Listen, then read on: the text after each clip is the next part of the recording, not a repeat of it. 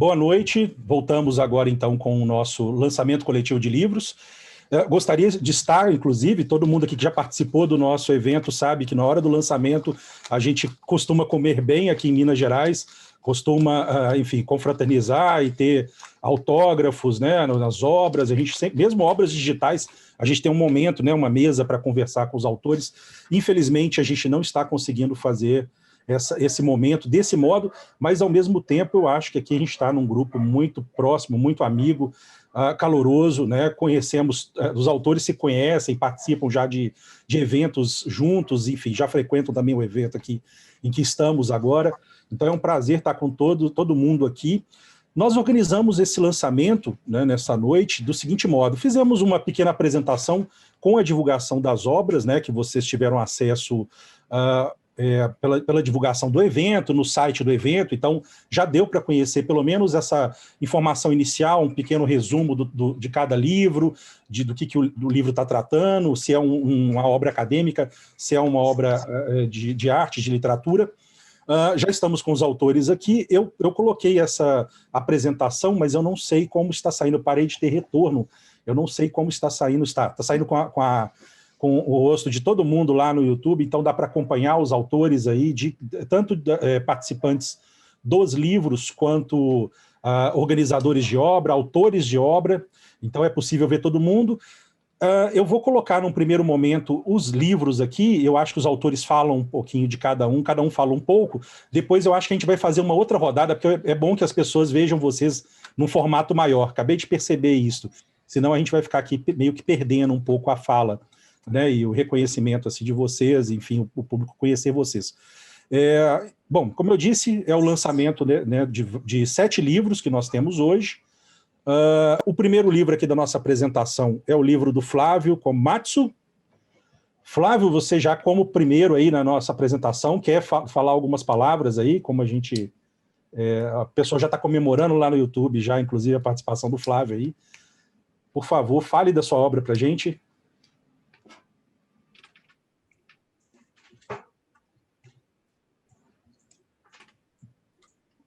Sem áudio. Ah, tá. Achei que era aqui que eu estava sem escutar. Bom. Preparei uma falinha de uns 3 minutos, tá tranquilo, Pablo? Ótimo, excelente. Vamos lá. Tá bom. Bem, boa noite a todos. Eu sou o Flávio Komatsu, eu sou um escritor sem livros, justamente porque tudo que eu publiquei até hoje foi no contexto e para o meio digital. Eu conheci a literatura digital como acadêmico, participando do grupo de pesquisa do Observatório da Literatura Digital Brasileira, da professora Rejane, da UFSCar, e entrei cheio de desconfiança, apegado que a gente sempre é ao cânone, né? Eu encarava aqueles objetos e me perguntavam se eram dignos de se chamar literatura, né? Hoje, ainda bem, eu não passo mais essa vergonha. Depois de mergulhar na teoria, instigado com as possibilidades ali latentes, principalmente em relação ao hipertexto, de poder colocar o leitor diante de um dilema, dando opções narrativas de como prosseguir, né? Já havia algumas possibilidades nos livros-jogos, ou mesmo no Jogo da Amarelinha, né, o romance do Cortázar. Mas no digital, o hipertexto encontrava um meio para, enfim, extravasar essa poética, né? E com a abertura dada pelo evento, e agradeço mais uma vez a organização, eu fiz questão de um lançamento para essa obra justamente para colocá-la ela no mesmo patamar de um livro, legitimando, assim, esse objeto que ainda provoca calafrios quando chamado de literatura.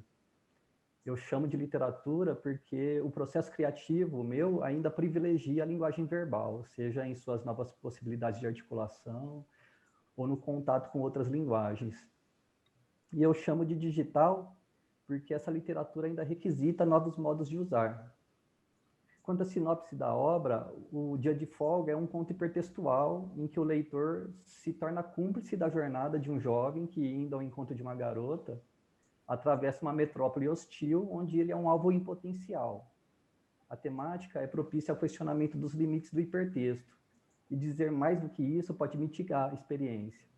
Adianto só essa espécie de prefácio ou manual de instruções que acompanha o objeto. Isto não é um jogo. Não há como vencer. No entanto, inevitável, você é cúmplice do resultado, mesmo fechando essa página agora e limpando seu histórico de navegação. Bem, a obra está aí, disponível. Eu espero que tenha instigado vocês o suficiente para clicarem no link e experimentá-la. E é isso, obrigado. Pois é, obrigado, Flávio. Nós estamos, eu estou avisando aqui a equipe, né? Nós estamos atualizando, acho que no website, o link se já não estava, a ideia é atualizar agora, se eu não me engano, o link dos livros, né? Então é artesdigitais.tk, lá vai ter a parte do lançamento, né, dos livros, e vocês conseguem acessar as obras. Mas se o Flávio quiser colocar também no chat aí o link, né, todos os autores quiserem colocar o link direto já no chat do Zoom, nós passamos lá para essa Priscila para colar também no YouTube, porque a gente ainda tem pessoas que preferiram ficar lá assistindo, então temos um público lá e um público cá. Muito obrigado, Flávio, por apresentar seu trabalho. O pessoal está elogiando muito no Google, depois eu recomendo todo mundo, não vai dar para a gente ficar aqui repassando, né? Mas eu recomendo todo mundo ver o chat depois, né? Que vai ficar gravado, ele fica salvo, e aí lá vocês conseguem também ter um feedback, né? Rejane, Natália, Júlia de Mello, Nathalie, Naí, tem várias pessoas aí parabenizando. Muito obrigado, Fábio. Vamos continuar e qualquer coisa a gente volta para um bate-papo, enfim, sobre os trabalhos. Seguindo também como uma outra obra artística, né, de literatura, nesse caso, temos o Homens que Adoram Mulheres Perfeitas, de Andréa Catropa, que está aí conosco também. Andréa, a palavra é sua. Oi, boa noite. Agradeço estar aqui com vocês conversando, tendo alguma troca humana nesse ambiente pós-humano que a gente está vivendo, né? A gente quase não tem mais corpos, trabalhamos o dia inteiro aqui. Bom, o que eu queria falar do livro, na verdade, eu acabei trazendo até na minha apresentação do congresso e tudo mais sobre o livro, né? Porque quando eu comecei a pensar nele, eu estava pensando como, entre aspas, um livro tradicional, né? Eu já estava pesquisando literatura digital como pesquisadora, mas eu vinha, né? Eu escrevia desde adolescente, né? E fui nos caderninhos, né? Então a questão da letra, do escrever, para mim era muito importante, escrever à mão. Mas depois você começa a perceber que isso só é possível quando você produz poesia, né? Quando você começa a produzir obras maiores, né, mais longas, vai ficando muito difícil organizar no papel, né? Pelo menos eu acho isso, obviamente os escritores antigamente faziam isso, né? E aí, quando eu resolvi fazer esse romance, eu comecei a partir de uma pesquisa de tema, e pesquisei tanto que eu perdi a voz do narrador, que eu tinha começado com um determinado narrador, perdi essa voz. E aí depois eu me inscrevi num edital que era de publicação de livros. Muitas pessoas que participaram do edital estavam com os livros prontos, né? E eu, na verdade, estava com uma pesquisa e um primeiro capítulo que para mim não servia mais, porque para mim eu tinha perdido a voz do narrador ao fazer a pesquisa, né? Então eu tive essa experiência de fazer um romance com um tempo determinado, trabalhando, enfim, sendo mãe, estando na minha casa. E aí, com isso, eu fui percebendo o quanto usar alguns softwares de organização de texto e tudo mais foi me ajudando, né? E aí, eu acho que a questão da minha pesquisa sobre literatura digital e precisar de muitos recursos de organização visual e digitais, né, para eu conseguir visualizando as cenas e pensando na trama e pensando no desenvolvimento das personagens, eu acabei percebendo que eu fui criando um mundo à parte, um mundo digital, né, que não ia entrar nesse livro impresso. Então, o livro pode ser lido só no papel, como ele está lá, né, mas ao final do livro eu deixo uma senha, caso a pessoa queira entrar no meu site pessoal. Eu produzi alguns trabalhos visuais e audiovisuais que dialogam com o universo que está no livro, né? Então, a história está contada para mim, né, até o final, mas ela tem algumas derivas, algumas aberturas, que a pessoa pode depois procurar esse material no meu site para tentar relacionar com o que está no livro ou não, ou contar uma história à parte. Perfeito, André, a mesma coisa, o pessoal também está disponibilizando o link, né? Tá no site, como eu disse, muito fácil de acessar, mas também a Priscila está ajudando nessa difusão lá. Então, muito obrigado, André, obrigado, Priscila. Obrigada, boa noite. Boa noite. Daqui a pouco a gente abre aí, conversa, a gente fica mais... É só para apresentar as obras antes da gente começar, de fato. Débora Aita Gaspareto, dona Débora. E aí, o que são essa obra primeiro, depois a gente vai na outra? Ai, ai, ai, que saudade da Lagoa da Pampulha, 2015, velhos tempos, né? Lançando trabalho lá, né, Pablo? Não era Mas nem nessa época, hein? era boa, né? Sabíamos que era. Mas assim, né? Primeiro, obrigada pelo espaço e oportunidade. Quer dizer que esses trabalhos são bem despretensiosos, assim, tanto esse quanto o outro de design de interfaces, né? Mas eles foram organizados. Eu venho juntando artigos de alunos, né, da graduação no desenho industrial, que é onde eu atuo aqui na UFSM, desde 2015, quando eu entrei. Então, sempre no final das disciplinas tem os melhores projetos, os melhores artigos, e eu vou juntando esse material e documentando. E tanto no laboratório de interfaces quanto em História da Arte 1 e 2, eu tenho algumas metodologias bem específicas, assim, para abordar junto aos alunos, né? Esse de História da Arte no desenho industrial, ele vai pelo viés das imagens fantasmas do Warburg, né? Que eu acho que é um método muito interessante para a gente pensar a história da arte junto ao desenho industrial. Mas como a história da arte no desenho industrial tem uma abordagem prática, né? Então, todos os artigos, eles têm um pouco de teoria, né? Claro que a gente tem que reconhecer que é o nível da graduação, embora alguns deles tenha também a colaboração de colegas, né, do desenho industrial, que também ajudaram os alunos a escrever, e projetos que são interlaboratoriais, digamos assim, interdisciplinares, porque começa na disciplina da História da Arte, mas eles vão lá para a parte prática, utilizar conhecimentos, né, adquiridos no laboratório de cerâmica, ou em ilustração, ou em embalagem, por exemplo, que é o artigo do Marcos.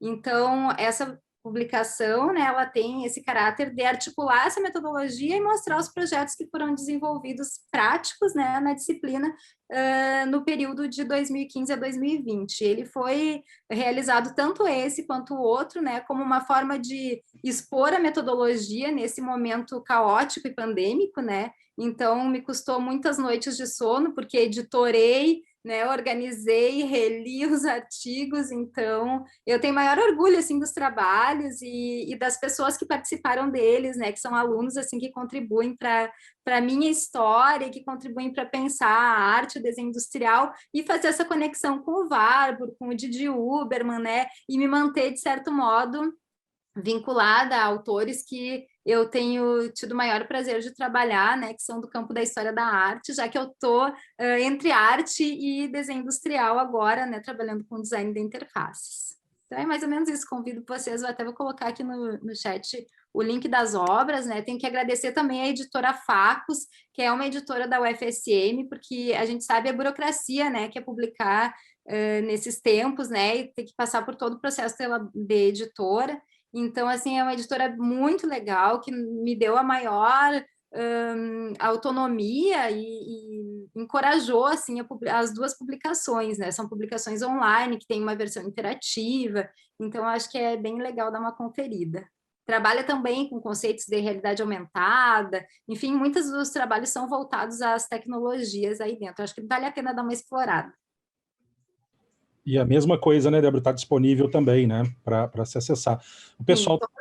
Sim, e-books. Estão comentando lá no chat, né, que estão querendo conhecer os livros, conhecer o livro da Andréia, o pessoal que lê literatura digital, vai ser interessante esse compartilhamento. Seguindo aqui a nossa...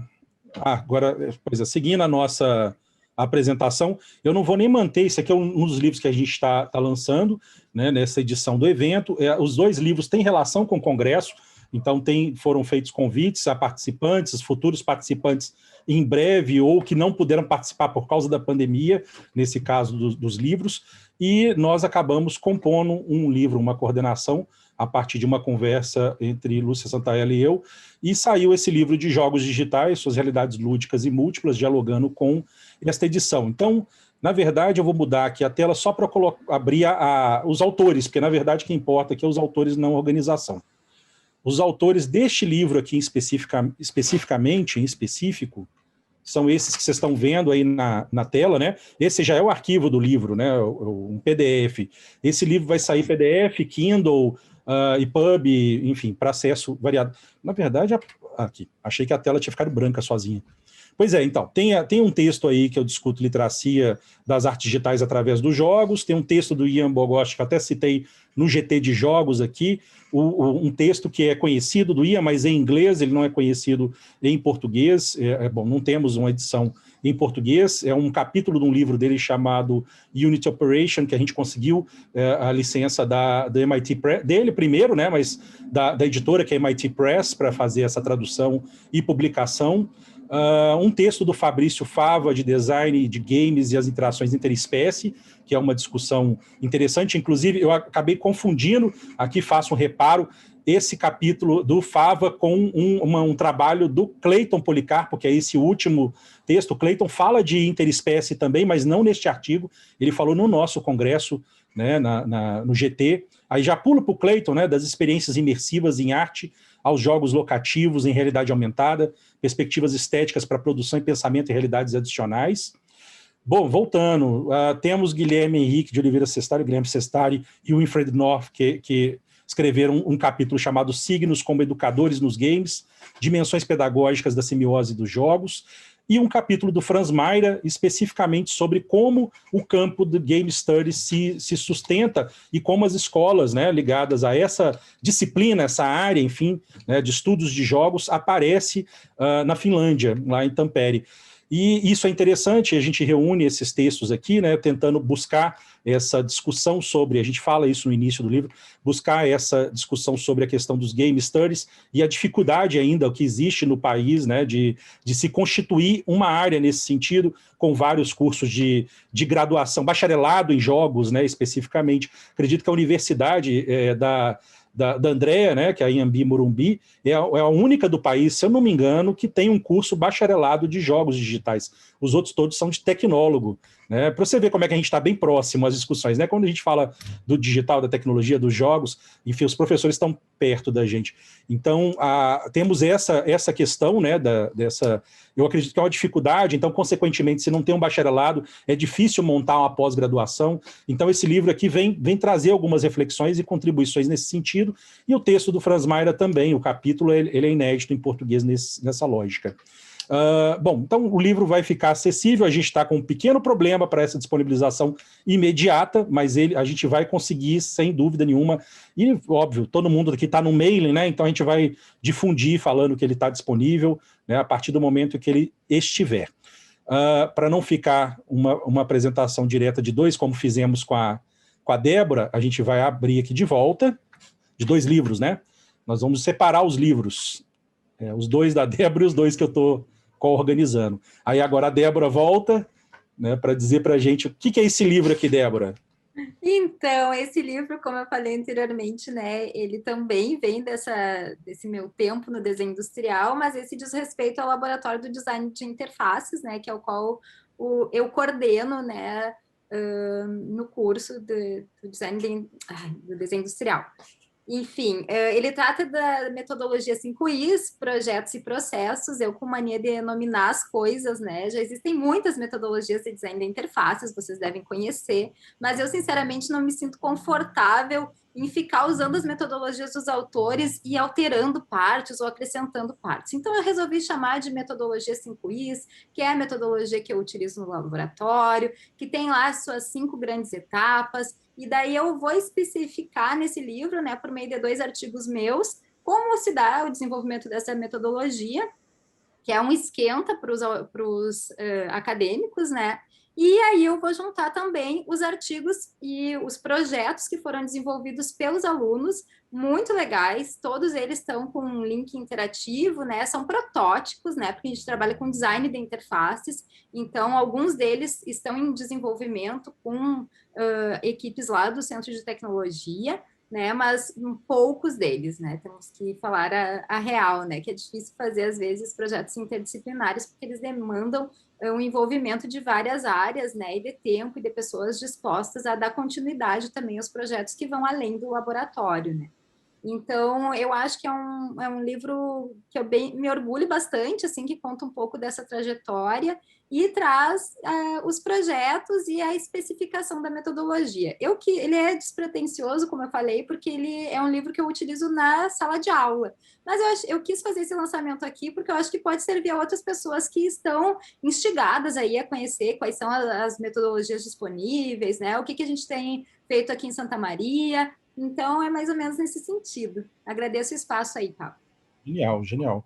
Pois é, não, é bacana, porque a contribuição, só lembrando, né, para quem está acompanhando a gente, acompanhou só o lançamento, aqui são normalmente livros relacionados a autores do Congresso, né, que estão com trabalhos, que estão coordenando GTs, que são, enfim, estão apresentando trabalhos de pesquisa próprios. Então, a gente reúne toda edição, a gente convida os apresentadores, coordenadores de GT, co-organizadores do evento, membros da comissão científica, né, para, enfim, indicar livros dos 2 últimos anos, normalmente o ano anterior, né, e o ano do Congresso. Este ano, acho que a gente pediu desde 2019, se eu não me engano, por causa da situação da pandemia, enfim, e estamos aqui hoje justamente para isso. Deixa eu fazer uma retificação aqui. Eu sei que eu ouvi essa iniciativa do professor João Vitor Gomide, lá da FUMEC, para transformar o curso de jogos lá, de Game Design, em um curso de jogos bacharelado. Aí o Marcos, que é aluno de lá, exatamente do curso, está me dizendo ali no chat que o curso lá virou. Então isso é um ótimo sinal. Tomara que pipoquem cursos de bacharelado, porque isso significa um avanço da área de Game Studies no Brasil, né? Eu acredito que isso acaba firmando um campo e possibilitando a criação de pós-graduações em jogos. Esse nome até a gente já discutiu, o próprio João comigo, essa coisa do game designer, que eu acho muito direcionado, né? Eu acho que é jogos digitais ou o que for, mas de um modo mais amplo, porque senão a gente está pensando no desenvolvimento de jogos especificamente. Mas, enfim, é uma questão para discutir aí nos próximos anos. E aqui temos também mais um excelente livro, que um livro barra catálogo de Didonê, não é isto? É. Pode apresentar para nós, por favor, Polítopos Irregulares, da Didonê, com curadoria de Raul Ninho Bernal. Esse livro eu estou ansioso pelo meu, inclusive. Olá, boa noite. Muito obrigada pelo convite, por participar. Pablo, você é sempre uma pessoa muito gentil, além de profissional excelente. Obrigada pela presença dos meus amigos que estão presentes. Obrigada pelos colegas. Então, esse livro é um livro que eu organizei junto com o Raul. É um livro de autor, não temos patrocínio nenhum. Ele inicialmente foi previsto para 90 páginas, ele acabou com 192 páginas e faltando muita coisa, porque o projeto é absolutamente imenso. Então, eu aqui privilegiei, como eu estava aqui, privilegiei alguns pontos que eu considero assim super criativos, né? Por exemplo, no começo da exposição, cada espectador recebe um tipo de um jornal que tem também um cartaz onde está a cartografia da exposição, é a cartografia das mais simples que tem. Essa cartografia, ela apresenta 4 diagramas das 4 coleções que estão sendo apresentadas, né? Pode ser coleção, pode ser série, porque ela está organizada em sequência. Cada coleção tem uma flecha do tempo, que é interrompida por outra coleção até chegar na 4ª e última. Nós vamos do macro ao micro, iniciando por algo que é totalmente novo, pelo menos eu nunca soube, a respeito de que tenha havido uma exposição com uma sala do curador. Na sala, eu já ouvi falar que tem, eu acho que foi no livro do Bruno Latour, Democracia e Natureza e Democracia, que eu ouvi isso, ou foi de um outro autor. Enfim, que houve uma apresentação de sala de etnólogo. Mas, assim, sala de curador eu nunca vi. Então, nessa sala eu coloquei algo que era diferente, né? Coloquei como obra de arte trechos de e-mails da nossa correspondência, que foi sempre profícua. Então, o Raul produziu 5 textos, um para cada etapa do evento, mais esses 8 e-mails, onde ele me explica a teoria, né, como que eu posso abordar isso e como que eu posso criar em torno disso. Então, esse livro vai apresentando a coleção Bifurcado. Cada coleção tem um experimento. A coleção Bifurcado tem um experimento material com o adjacente possível. A coleção silêncio pitagórico, ruínas, teoremas, terras, também tem experimento material, e assim, vai indo até chegar do macro ao micro, né? Quando chegamos em politópios irregulares, que são as eletromicrografias de varredura. Tá? Mas ainda tem mais uma que é chegar ao nano. Então, isso aqui nós não apresentamos, fizemos um recorte e tal, que é chegar à menor partícula de uma única resina. Então, todos os experimentos são considerados, não é, como adjacentes possíveis. Ocorre também que essa exposição, ela obrigatoriamente teria que ser apresentada bilíngue, português e inglês. Né? Então, ela está com fotografias, com eletromicrografias, tem objetos, e importante também que essa exposição leva para dentro de um museu a parte científica, que são resinas in natura. Isso é uma coisa muito difícil de acontecer, eu falei na minha apresentação anterior, né, desse mesmo encontro. Então, aí entramos num projeto gráfico, né? O projeto gráfico foi muito bem feito também, eu achei bem problemático fazer esse livro, principalmente, assim, além dos experimentos, existiam raciocínios. Raciocínios, por exemplo, ocorreu de uma eletromicrografia apresentar uma aglomeração. Eu só vi isso na hora que eu estava fazendo a montagem. Então, foi desesperador. Eu estava no moldureiro, tal, eu vou tirar uma para ver se o serviço está bom. Quando eu levantei, eu comecei a gritar, socorro! Aí, liguei para o físico, né, para fazer essas eletromicrografias. Eu trabalhei com 3 profissionais de áreas diferentes no Centro de Micrografia Eletrônica da Universidade Federal do Paraná. Eu trabalhei com um físico, que foi o primeiro experimento que eu fiz para varredura, né? Depois com um químico e uma bióloga. Tá? Trabalhei com eles. Então, esses experimentos são muito difíceis de fazer. Né? Tem que preparar e aguardar. Para o nano, então, é bem mais difícil. Sabe? Tem que ficar dias esperando. Aí, quando chega na hora, o que ocorre com o nano? Não tem diamante para cortar a resina para a gente chegar, então teve que ser na base da peneira, sabe? Peneirar, um esquema assim, então muito improviso nisso, né? Bom, então, que eu estava falando a respeito dessas dificuldades para colocar. Descobrimos isso. Aí o Raul disse assim, o Raul sempre começa assim, podemos propor, já está proposto, então podemos propor, não é, uma interpretação em cima desse aglomerado. Então, a gente fez um raciocínio, né? Ela entrou com problema e tudo, então, entrou para a coleção e entrou para o acervo com problema e tudo na sequência. Mas na sala do curator aparece, então, uma interpretação, que é um recorte dessa resina, justamente onde entra o aglomerado. Porque, como a resina tem altos e baixos, tem partes que a câmera não pegou. Né? Aí eu pergunto, como é que eu vou dizer que essa autoria é minha? Né? Aí ele me explicou, o físico me explicou, a hora que você disser aqui, clica, essa foto é sua, entendeu? Porque não sou eu que manobro, ele faz o giro mais, não é isso, gira mais, é aqui, aqui, aqui, gravando tudo, né? Então eu tenho depoimento pessoal desses profissionais. Então é um livro difícil, né? Porque ele tem um relevo, esse relevo que aparece na capa é a identidade visual do projeto, né? É o PI, né? Que essa identidade visual também aparece na abertura da exposição, né? Antes de entrar na sala, você vai ter um reflexo, né? Uma luz cor de laranja que vai refletir no chão do museu. Então, a gente foi formando isso. Eu também construí o mobiliário, onde aparece, né? São as panorâmicas que aparecem aí, onde está delineado e especificado cada material, o que foi usado, como que não foi usado, né? Então, esse livro, ele é a exposição, né? Com os textos do Raul, os meus textos, que a linha tem os relatos, né? Os relatos dos experimentos. Então, é isso, né? O educativo também está mencionado ali, o educativo foi grande, então, lástima que não tive mais dinheiro para fazer, né? Na verdade, eu quero agradecer a minha mãe também, porque ela me deixou uma herança, e como eu perdi o plano Rouanet, eu usei toda a herança aqui nesse livro, tudo que eu tinha, eu coloquei aqui, fiquei na miséria total, né? Mas feliz, porque eu sou bem assim mesmo, eu não brigo por dinheiro, eu brigo por crédito, sabe? Então, assim, foi um livro feliz, O Raul é excepcional, e foi assim comigo, em termos de raciocínio, ele gosta de falar sobre as coisas, e eu trago muita experiência, né?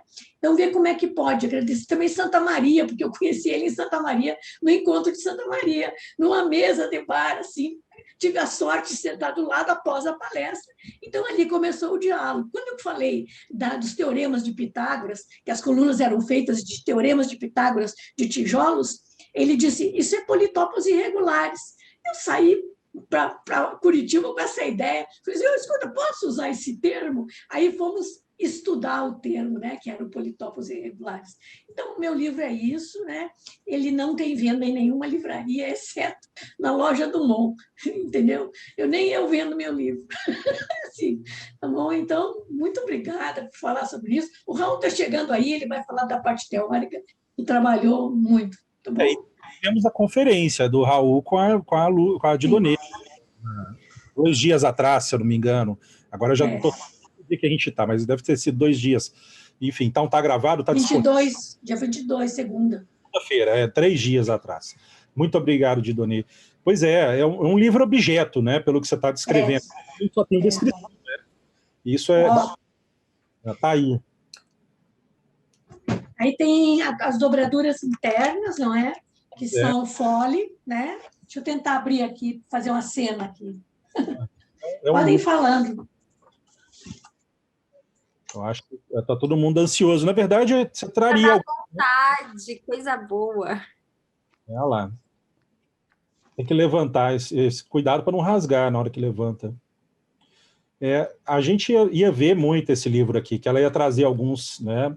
A Didonê estava com passagem comprada, porque ela adiantou, Raul... Eu perdi a passagem, eu me esqueci de correr atrás do dinheiro. Perdi a passagem também.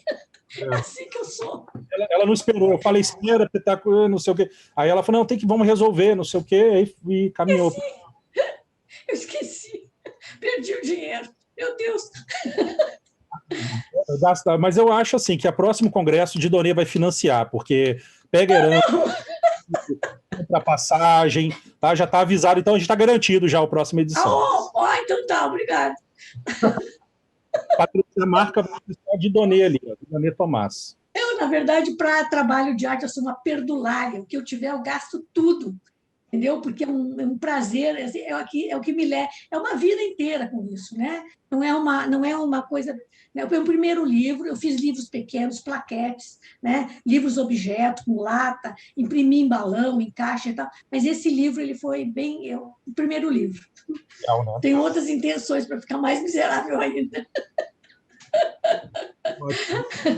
Nós vamos ainda no e vamos conhecer esse livro rapidamente, não é possível.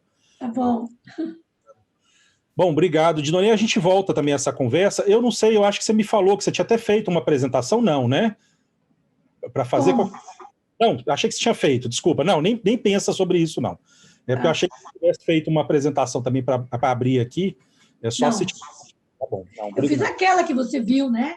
Que saiu na mídia. A apresentação mesmo, né? Tá, não. Aí tem um artigo nosso também, para quem estiver interessado, pode ver a pesquisa toda dos laboratórios, está nesse artigo. Isso, eu vou abrir aqui, que aí a gente já passa para isso, você já pode até emendar essa fala. Vai ficar pequeno, né? Porque são vários autores, esse livro é maior, ele tem 300 e poucas páginas. Mas está lá, tem um texto do Raul, né? Vou chegar aqui de novo, então. Tem um texto do Raul Sola e Metodologias das Ciências da Criação, que é diretamente relacionado ao último congresso, né? A fala dele do último congresso, que tem gravado aí no YouTube, então é acessível ainda. Tem um texto da Santaella, As Artes e Tecnologias Emergentes, em que ela concentra muito em inteligência artificial, então tem relacionada à fala também do último congresso. Tem um texto sobre a exposição Panorama, então fazendo, como o da Didonê e do Raul, também fazendo uma documentação, né, da exposição, para quem não esteve presente, enfim, não esteve aqui com a gente e pôde ver. Então nós conseguimos fazer um texto aí, a várias mãos, constituindo uma forma de tornar acessível, né, o que foi essa exposição. O capítulo da Didonê, por favor. Então, o nosso capítulo, teoricamente, o Raul que segura, né? E eu apresento as imagens, né? Que qual é o meu objetivo como artista? A palavra é muito forte para mim, sempre foi. Eu não tenho preconceito sobre nenhuma técnica. Eu acho que a arte ela tem que usar aquilo que ela precisa naquele momento, né? Então, aparecem aí os experimentos, tanto de micro e nano, né? Aparecem as resinas, as formas, né? Então, todos esses produtos estão no Museu de Arte, Museu Oscar Niemeyer, e então apresenta isso, né? São imagens raras. Também foram publicados outros artigos, a gente vai derivando. O que eu não trabalhei tanto nesse artigo aí, mais para a organização de materiais e tal, de imagens, né? Então, o que me interessa mesmo são as morfologias de imagem, né? E não importa o suporte, depende também, claro, de ter um técnico que, no caso dos computadores, eu precisava de um físico que estivesse junto. O preparo da resina é muito demorado, entra carbono, entra outras máquinas, além do computador. Todos eles entram outros microscópios, não é? O microscópio grande é o final, né? No caso da microscopia de transmissão, passa por todo esse trabalho manual, tem que esperar, depois passar por um microscópio óptico e dali vai para o microscópio de transmissão. Não é possível fotografar muito dentro, né? Quando está trabalhando, sabe como é que essas coisas são muito delicadas. Então, é meio limitado, mas aparece ali um pouco, né? Aí, como é que é visto no ecrã. No caso do nano, nós tivemos duas amostras, né? Uma delas nós perdemos, né? Perdemos essa amostra, e a outra, sim, vingou, conseguimos encontrar a partícula nano, né? Senão os experimentos não ficariam completos. Então, isso aparece ali. Esses também aparecem em outros artigos, as entrevistas, sabe? A parte humana também do técnico trabalhando, mas é um ser humano que está ali fazendo, são todos jovens, né? É muito difícil de trabalhar, você tem que pagar para fazer esse tipo de experimento. É uma coisa que a gente não fala muito, porque parece que perde um pouco o clima, entende? Mas, assim, uma coisa legal que o Raul fez também aqui, é uma coisa que eu faço na minha obra, eu cerco a obra e deixo ela livre. A minha obra tu não disse, mas isso é a obra? Onde está a obra? É a obra está aqui dentro, entendeu? E ele faz isso também na obra, ele captou assim, sabe? Ele escreve ao redor. Você não vai encontrar em nenhum artigo ele dizer, essa forma é linda, ela é para cá, não. Ele está cercando, ele cerca, entendeu? O tempo inteiro. Do mesmo jeito que eu faço a minha pesquisa, é cerco total, tá? Assim, como eu falei, é uma pesquisa que envolve investigação forense e criminal, né? Das ciências complexas, né? Ciências complexas entre arte e ciências forenses e criminais. Onde, por quê? Então, eu vou cercando a obra. Onde está a obra? A obra está aqui. Onde? Está aqui. Isso é arte. É isso que eu vejo na arte. Eu não tenho que definir. É uma pintura, isso, aquilo. Não, tá bom. Né? Para fazer um livro, preciso colocar isso. Né? É um dado, porque vai ter um leitor e tal. Eu tenho que abrir um caminho para esse leitor. Assim, eu quero pensar assim, quando eu leio Benjamin e eu saio dele inteira para criar. Mas o Raio do Bachelard eu não consigo ler, porque ele é autoritário demais. Se eu ler o Bachelard, eu saio fazendo Bachelard. Eu sou uma Bachelardzinha, não me interessa. Então, o Bachelard, para mim, eu li, porque como eu trabalho com a casa, eu preciso conhecer todas as indicações que me disseram. Não pode alguém me dizer assim, você não conhece isso? Não, eu conheço. Não é para mim. Bachelard não é para mim. Por exemplo, eu conheci Jorge Perec, a obra. Eu comecei a trabalhar com isso antes de conhecer Perec e conheci antes de o Michel de Certeau, muito antes disso. Eu fazia um trabalho no Rio Grande do Sul, depois eu posso fazer em qualquer lugar, porque é um trabalho ambulante. Até as minhas entrevistas são peripatéticas, assim, não tem roteiro, não tem nada, e aí eu vou conversando com as pessoas, eu vou criando a obra nesse meio. Né? Então, esse livro é mais ou menos isso. Vocês vão me perguntar, onde está a obra? Está aqui. O livro é a obra também. Bom, aproveitando que eu convidei também os autores, como eu disse, do livro de uma maneira geral, né? Mas, enfim, apareceram aí Marília, que é uma parceira nossa aqui em BH, artista hipercitada durante o congresso inteiro, né? Muito bacana. E a Andréia Oliveira também, professora, uma das responsáveis pelo doutorado lá na Federal de Santa Maria, né?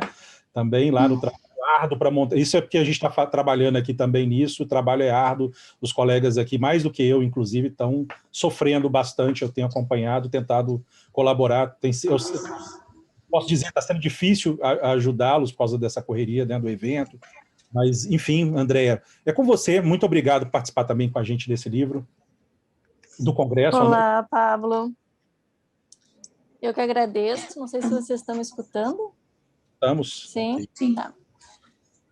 Eu que agradeço o convite, né? Para mim é um prazer estar aqui contigo e já vi Débora e de Donê também, né? Aí dá mais saudades ainda da gente estar presencialmente juntos. Mas pelo menos só olhar assim, né? E dar uma oizinha já mata um pouco. E também dar parabéns para o Pablo, né? Novamente fazendo o evento. Agora, realidades múltiplas e realidades lúdicas, né, nesse momento difícil. Então, parabéns. E também, né, pelo que você está colocando, de tentar, né, estar trabalhando para o doutorado aí, é muito importante para a nossa área. Então, eu vou falar bem brevemente sobre o capítulo. Esse capítulo, então, ele surge da apresentação da minha fala no evento, né? E o evento era Projeções e Memória da Arte.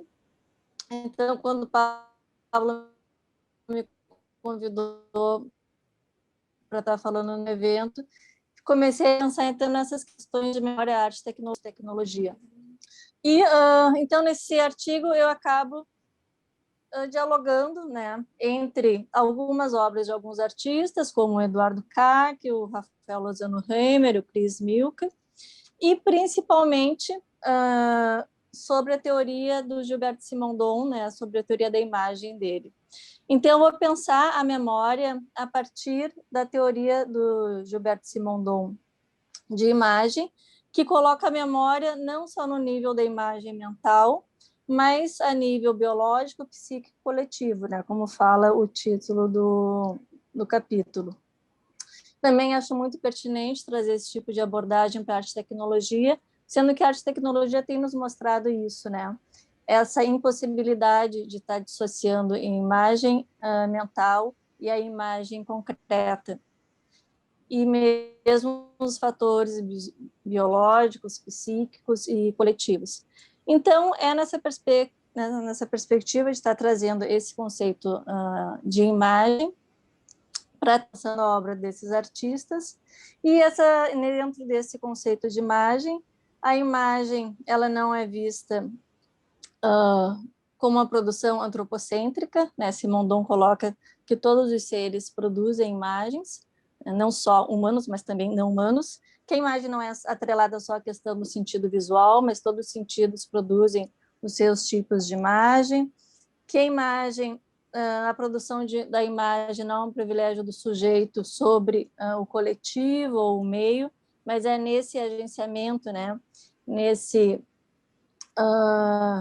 Nessa construção mútua, né, de sujeito e meio que vai se produzindo a imagem. E aí, ele é bem teórico, eu não vou me estender, senão acho que vai ficar muito cansativo, mas ele apresenta, então, a imagem em 4 momentos diferenciados, que é a imagem motora, a imagem perceptiva, a imagem mental, a imagem invenção, e sendo todos esses momentos relações diferenciadas que a gente tem com o meio, sendo que o sujeito sempre se constitui com o meio. Então, assim, o Simondon é um autor que eu tenho trabalhado desde o meu mestrado, em 2004, então faz muito tempo, e continuo trabalhando, né, com ele, e é um autor muito instigante. Então, acho que o artigo é mais nessa perspectiva de estar trazendo essa abordagem do Simondon para dentro da arte e da tecnologia. Perfeito, André. Brevemente. Quem quiser assistir falando sobre isso, né, tem a conferência de 2019, né, no canal do YouTube. Então, dá para Legal. texto já, né, nesse sentido.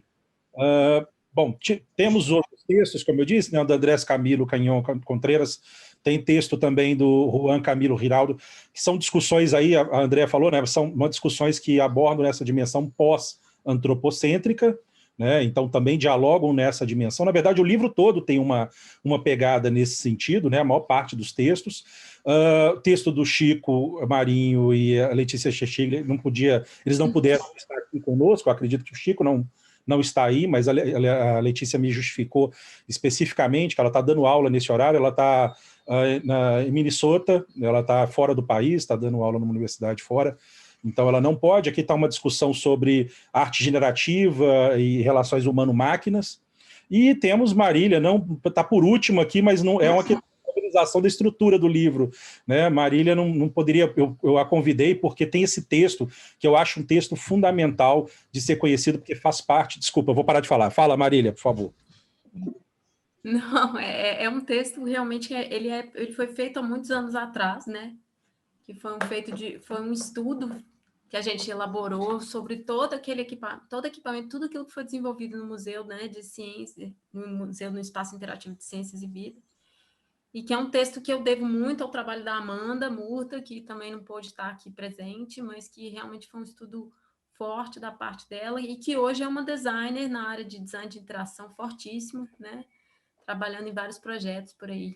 Então, realmente é um texto histórico, assim. Histórico, ótimo.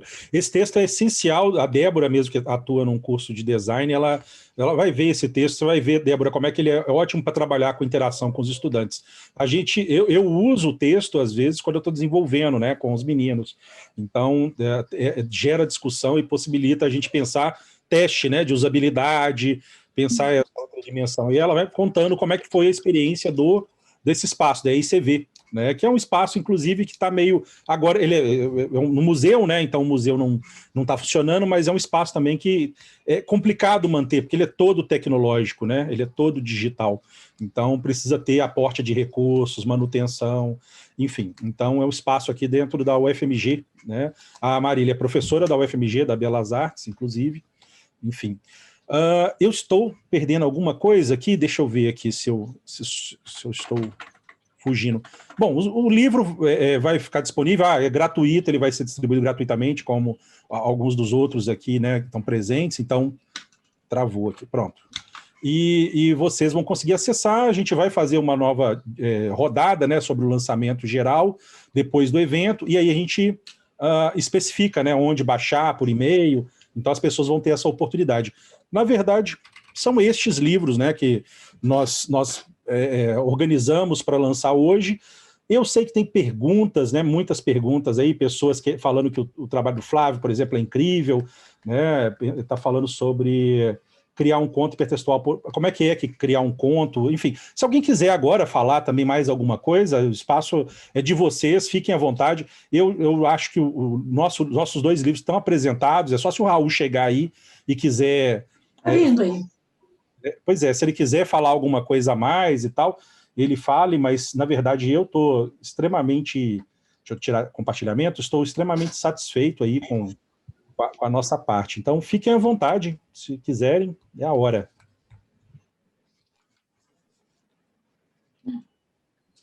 Todo mundo tímido, os autores tímidos. Professor Raul acabou de chegar. Ah, que bom.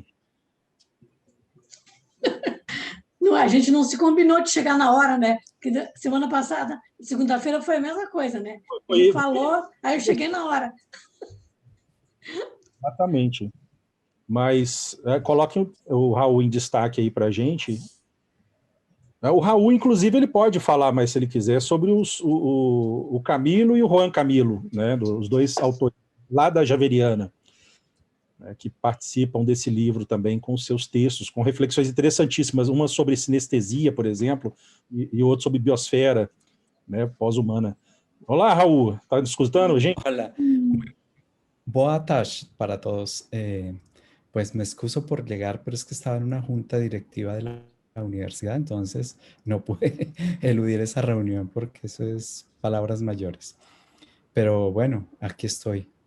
demorándome un poquito, pero la idea de presentar estas magníficas ideas de los libros que siguen siendo un mundo para imaginar y para seguir promoviendo ideas fantásticas. Y un gusto ver a Débora y a Andrea, que hacía tiempos no las veía. Muita saudade, Raul. Muchas gracias. Um Pois é, gusto. Também, saudades. nós fizemos aqui uma apresentação dos trabalhos e tal. Terminei a nossa, né, especificamente. Eu acho que você podia, Raul, falar um pouco sobre a sua experiência trabalhando com a Dieudonné, né? Eu acho que era importante, né, esse relato. E é importante também, trabalhando comigo, né, talvez lá no livro, falar dos capítulos lá do pessoal, do Juan Camilo e do Camilo, como é que é, o seu texto, né, também. Eu acho que era importante você dar lembrar, né, sobre o que você falou no congresso. Sí, mira, yo creo que las experiencias han sido maravillosas. Primero, haber encontrado como la opción de entender, por ejemplo, en el libro de Politopos Irregulares, la opción de encontrar cómo estos mundos micro son unos mundos posibles, interesantes para llevar a las artes y junto con conceptos de las ciencias, especialmente de las ciencias de la creación, poder llevar eso. Yo creo que el primer paso a resaltar del libro de Politopos es la capacidad que tiene el libro de hacer que aquello que no se ha visto nunca sea posible ver. Al igual que se hizo en la exposición, está también en el libro. Y ese pues es un buen indicio de un campo novedoso de investigación, porque la investigación es sobre lo que no se ha dicho, sobre lo que no se conoce o sobre lo que no se ha propuesto en divulgar. Hacer posible que estos seres microscópicos sean de dominio público, pues nos pareció la cosa más importante de la producción. Lo mismo cuando tú me invitaste, Pablo, a Belo Horizonte, me parece interesante haber compartido pues la conferencia. Después, un par de artículos que yo envié que tenían que ver con el tema de las ciencias de la creación.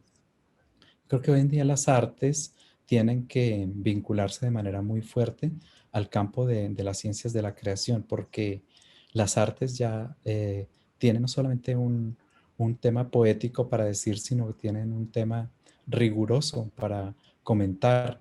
Creo que en el campo artístico hoy en día pues es sorprendente lo que se está haciendo, por ejemplo, con criaturas artificiales, como lo hace Krista Sommereri, Laurent Mignonneau y otros autores, o como estos que han trabajado, por ejemplo, temas con cianobacterias, con genética.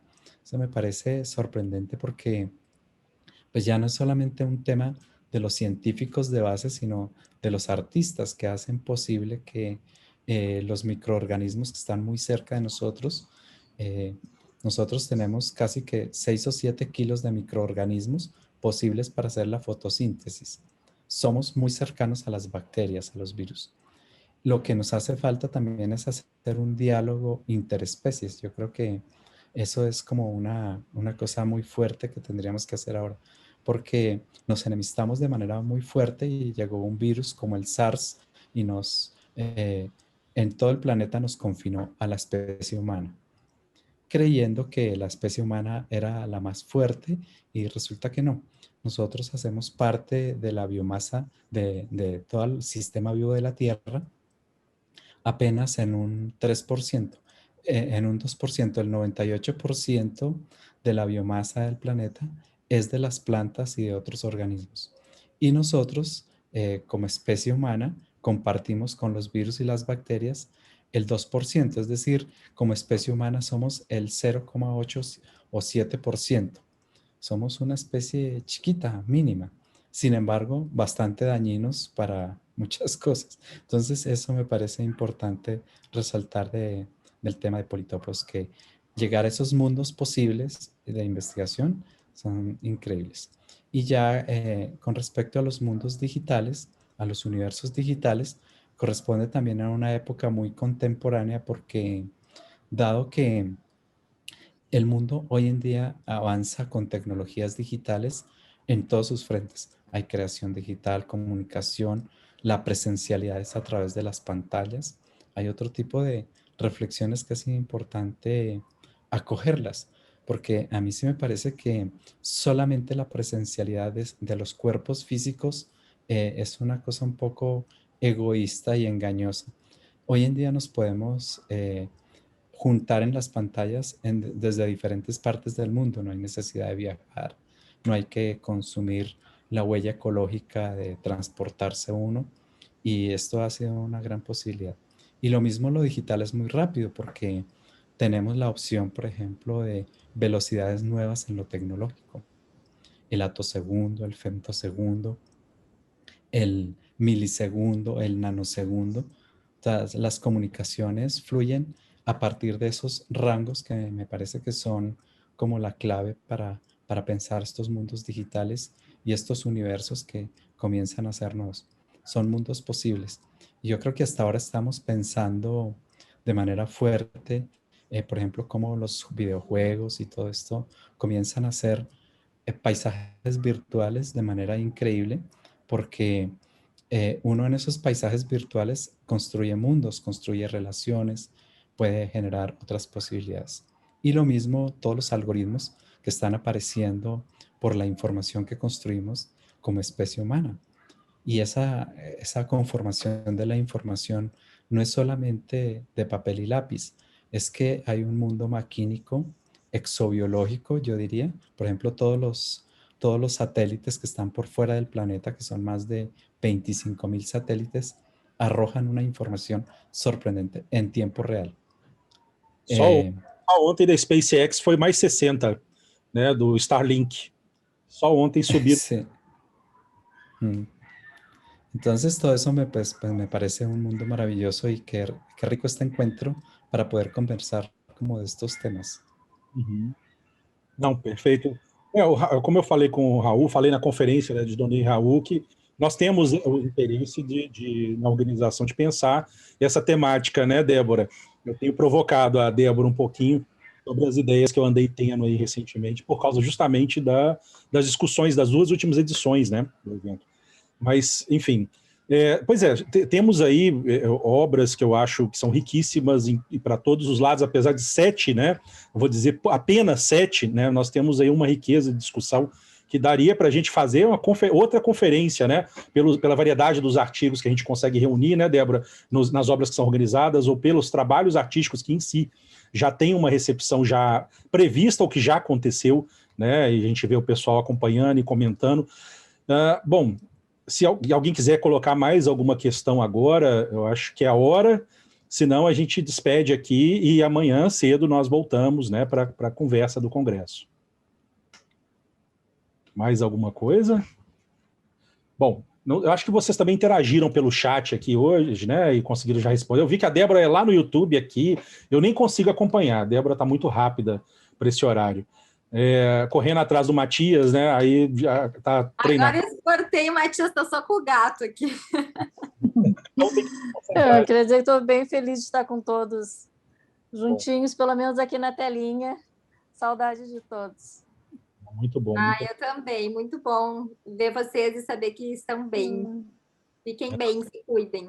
E curiosa para ler os livros de Donê, não vejo a hora de pegar o teu livro na mão. E do Raul também, né, com a curadoria.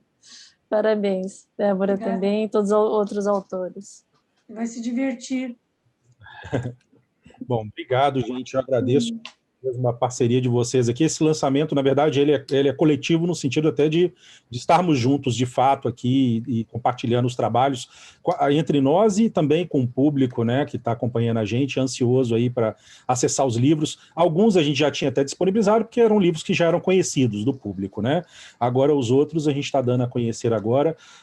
Espero que todo mundo, enfim, goste, entre em contato com os autores, né, com os organizadores, conversem bastante sobre os livros, e se tudo der certo, né, se tivermos o evento ano que vem presencial, os livros estarão presenciais, os que são físicos, né? No nosso caso, provavelmente a gente deve ter uma tiragem nesse sentido. A de Donê, sem dúvida, né? Quase que ela mandou para a gente aqui antes esses livros. Uma obra de arte, quero de Donê.